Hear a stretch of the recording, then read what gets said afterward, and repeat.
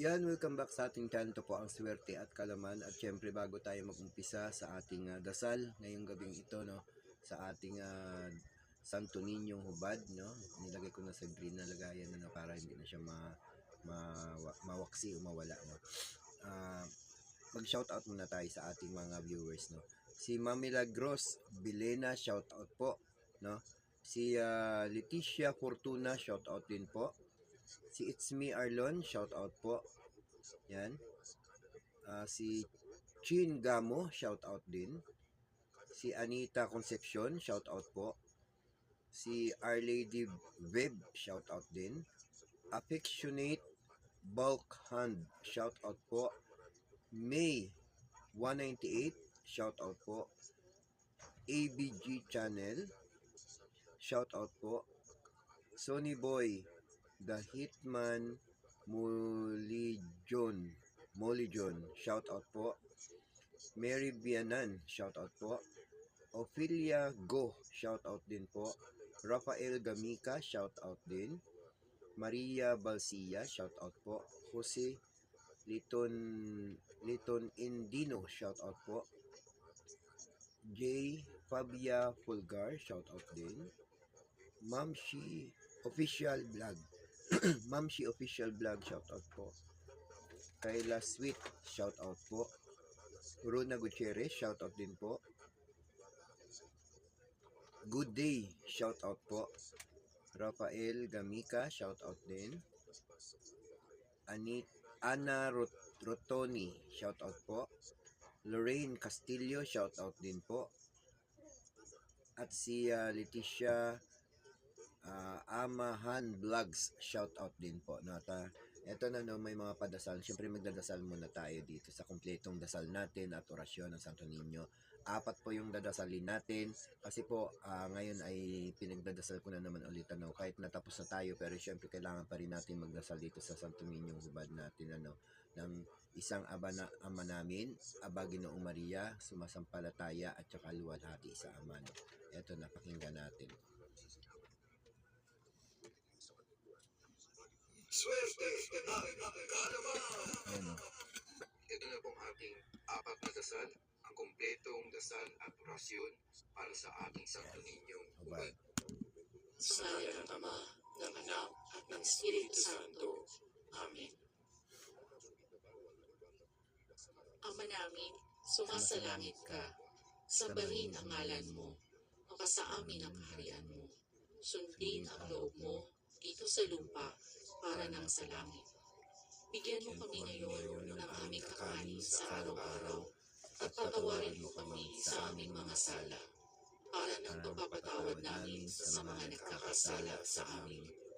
Huwag mo kami ipahintulot sa tukso at iadya mo kami sa lahat ng masama. Amen. Sa ngalan ng Ama, ng Anak, at ng Espiritu Santo. Amen. Aba Ginoong Maria, napupuno ka ng grasya. Ang Panginoong Diyos ay sumasayo. Bukod kang pinagpala sa babaeng lahat, at pinagpala naman ang iyong anak na si Jesus. Santa Maria, Ina ng Diyos, ipanalangin mo kaming makasalanan, ngayon at kung kami mamamatay. Amen. Sa ngalan ng Ama, ng Anak, at ng Espiritu Santo. Amen. Sa ngalan ng Ama, ng Anak, at ng Espiritu Santo. Amen. Sumasampalataya ako sa Diyos Amang makapangyarihan sa lahat, na may gawa ng langit at lupa. Sumasampalataya naman ako kay Hesukristo, iisang anak ng Diyos, Panginoon nating lahat. Nagkatawang tao siya lalang ng Espiritu Santo, ipinanganak ni Santa Maria ang Birhen, pinagpakasakit ni Poncio Pilato, ibinako sa krus, namatay, inilibing, nanao sa kinaroroonan ng mga yumao, nang may 3 araw, nabuhay na maghuli. Umakyat sa langit, naluluklok sa kanan ng Diyos Amang makapangyarihan sa lahat. Doon magmumulang paririto at hukom sa nangabubuhay at nangamatay na tao. Sumasampalataya naman ako sa Diyos Espiritu Santo, sa banal na simbahang Katolika, sa kasamahan ng mga banal, sa kapatawaran ng mga kasalanan, sa pagkabuhay na maguli ng nangamatay na tao, at sa buhay na walang hanggan. Amen. Sa ngala ng Ama, ng Anak, at ng Espiritu Santo. Amen. Luwalhati sa Ama, sa Anak, at sa Espiritu Santo. Kapala noong unang-una, ngayon, magpasawalang hanggan. Amen. Sa ngala ng Ama, ng Anak, at ng Espiritu Santo. Amen. O duduk kakang, ikang musik, salvaray, duray, aduk iyo, pinibintis, ilitibus kurong, mission, baday na Maria, Ito na po ang ating orasyon. Salvame Diom Crucis Domini, Q Misit Adonai, Jehovah, Abba, Jirakiel, Yehuda, Tinit o Rutas, Aripo Sator. Mag-request po kayo kung ano ang inyong mga hinihiling. Sabihin niyo po ang inyong mga dasal at ang inyong mga hiling. Pagkatapos na nakahiling na kayo, sabihin niyo, Nigmini Jesus. At pagkatapos niyo naman, sabihin niyo, mag-sign of the cross na po kayo. Maraming salamat po sa inyong lahat. At sana po may natututunan kayo kahit konti. At mag-like, mag-comment at mag-subscribe kayo sa ating channel. Ito po ang swerte at kalaman. Naway. At ito na nga, no, dahil sa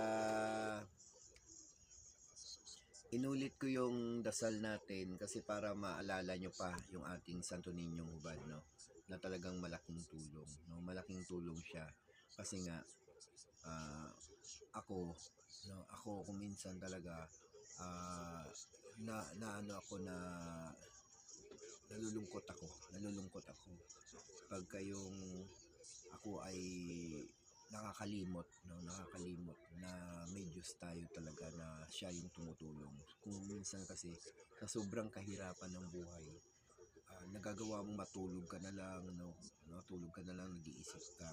Pero sa bandang huli, maiisip mo lang magdasal at humingi ng tulong sa Diyos, no. Wala kang ibang mahihingian kundi Diyos lang. Manalangin ka kasi totoo talaga siyang nangyayari. Pagka nanalangin ka, lalo na kung malapit ka talaga sa Diyos, manalangin ka, bigyan ka ng humingi ka ng kunting tulong sa Kanya. Na kung ikaw ay naghahanap buhay, kung ikaw ay nagtatrabaho, humingi ka ng tulong sa Kanya, huwag ka magkakalimot. Ang Diyos ay hindi nakakalimot, no? Ang tao nakakalimot. Kaya humingi ka ng tulong. Ito sa ating mga dinadasalan ng mga Santo Niñong Hubad, no? Isa sa mga patunay ito na mga imahe, no, ng Panginoon na siya yung naaalala natin. Pagka ito nahawakan natin, napagdadasalan natin, naalala natin yung Diyos. Pero totoo talaga, no, hihingi tayo ng tulong sa Kanya, yung Espiritu talaga, nasa taas talaga, no, yung pinaka makapangyarihan, doon tayo talaga hihingi, no. Yun ang isa sa mga makapangyarihan talaga sa lahat, no. Pag wala kang, halimbawa, kung talagang lugmok ka sa kahirapan, humingi ka ng tulong, magdasal ka kasi isa yan sa mga guide, isa yan sa mga tutulong sa'yo. Malaking tulong po talaga kung ikaw ay isang madasalin, hingi ka lang ng tulong sa Kanya. Huwag mo mamadaliin kasi hindi naman kagad-agad ibibigay yan. Mag-antay tayo, no, kung anong ibibigay, no. Basta isusurprise siya ng Panginoon kung anong ibibigay sa atin. Siyempre yung kaya niya ibibigay niya sa atin, no. Huwag tayong hihingi at huwag tayong yung pinaka iniisip natin na malaki yung ibibigay. Kung ano pong bibigay, tanggapin natin, no? Kasi isang grasya yan, no? At ito nga, yung ating Santo Niñong Hubad, ay dinadasalan ko na naman ulit talaga to, tuloy-tuloy, no? Para naman din meron siyang karga, no? Anytime na merong gagambala sa'yo, hawakan mo lang ito kasi ito may dasal, no? May pundo, kumbaga may pundo, no? Walang may makakalapit sa iyo. Yan yung diging balahibo ko habang kukwento ako. Walang may makakalapit sa iyo ng mga negatibo kung ikaw araw ay may pondo, no? Lalo na tong mga hinawakan natin, may mga dasal, kumbaga may mga banal na mga dasal na nakapondo dito sa ating hinahawakan, sa ating mga alaga, no? May mga banal na mga dasal na hindi kayang sirain ng mga negatibo, no? Kasi ito may pondo, no? May pondo. Kaya nga sabi natin, huwag natin dalhin ito sa mga bawal, 'di ba? Kasi nga kung dadalhin mo yan doon, hihigupin niya ang kapangyarihan nito. Ang dasal na nilagay natin dito, hihigupin yan, no? At mawawala na naman, dadasalan na naman natin. Kaya ang ginagawa ko, araw-araw, no? Araw-araw, no? Tuwing gabi, ngayon, alas 12 na ngayon, kaya dinadasalan ko, alas 12 po ng gabi ngayon, no? Kaya hindi tayo nakakalimot na magdasal. Kasi nga, bukas na naman ulit pagising natin, antay tayo kung anong grasya ang ibibigay sa atin yan. Ganyan po ang ginagawa ko. Sana po, sundin nyo rin yan. No? Sundin nyo rin yan kasi nga kung ano lang ang ibibigay sa atin, yun lang yun. Huwag na tayong mag-isip pa kung ano pang sobra. No? Kung ano lang po ang ibibigay ng Panginoon. Please po, comment down below kayo, like and subscribe. Ito po ang swerte at kaalaman. Maraming salamat. Keep safe. God bless po.